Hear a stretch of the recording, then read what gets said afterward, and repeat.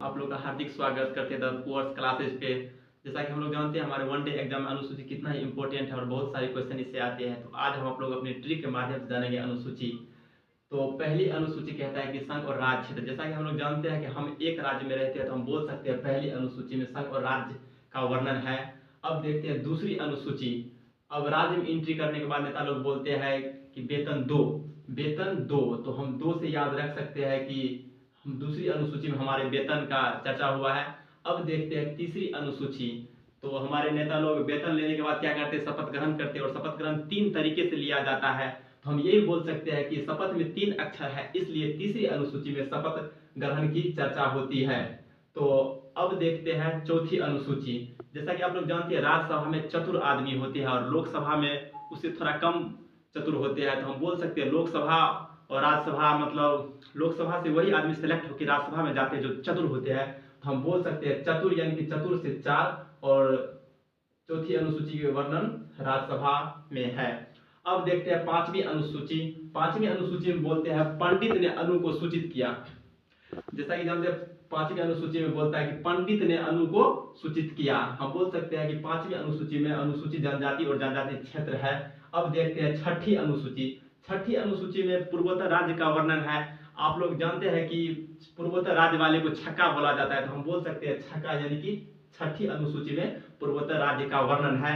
और पूर्वोत्तर राज्य में एटीएम में मनी, एटीएम में मनी असम, त्रिपुरा, मेघालय और मिजोरम का वर्णन है।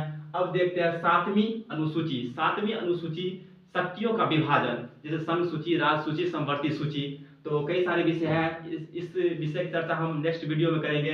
तो जैसे आप बोल सकते हैं 7 का विभाजन हम लोग कर देते हैं, 7 का विभाजन हम लोग कर सकते हैं। तो बोल सकते हैं शक्तियों का विभाजन, शक्तियों का विभाजन। अब देखते हैं 8वीं अनुसूची में भाषा का जिक्र है। तो हम बोल सकते हैं कि आप लोग सुने भी होंगे आमदनी, अठन्नी, खर्चा, रुपया। तो अठन्नी से याद रख सकते हैं 8।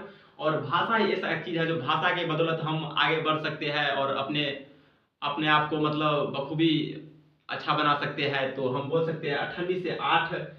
8वीं अनुसूची में भाषाओं का वर्णन है। अब देखिए 9वीं अनुसूची भूमि सुधार। सर गवर्नमेंट हमें बोलती है भूमि सुधार करवाओ, तो हम बोलते हैं नहीं, नहीं तो गवर्नमेंट में बोलते हैं भूमि सुधार करवाओ, नहीं तो जमीन जब्त हो जाएगा। तो हम बोलते हैं नहीं, नहीं से हम बोल सकते हैं कि नो। 9वीं अनुसूची समझ गए कि 9वीं अनुसूची। अब देखते हैं 10वीं अनुसूची। 10वीं अनुसूची में होता है दल बदल। 10 बहाने करके ले गया दिल। तो हम बोल सकते हैं दिल से, यानी कि दल बदल। 10 बहाने करके ले गया दिल, या तो ये बोल सकते हैं 2 से 10 और 2 से दल बदल।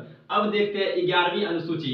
पंचायत में पंचायत के लोग राज से बोलते हैं एक एक करके बोलो वरना पंचायती नहीं होगा। एक और एक होता है 11। पंच लोग क्या बोलते हैं राज से, एक एक करके बोलो नहीं तो पंचायती नहीं होगा। अब देखते हैं 12वीं अनुसूची।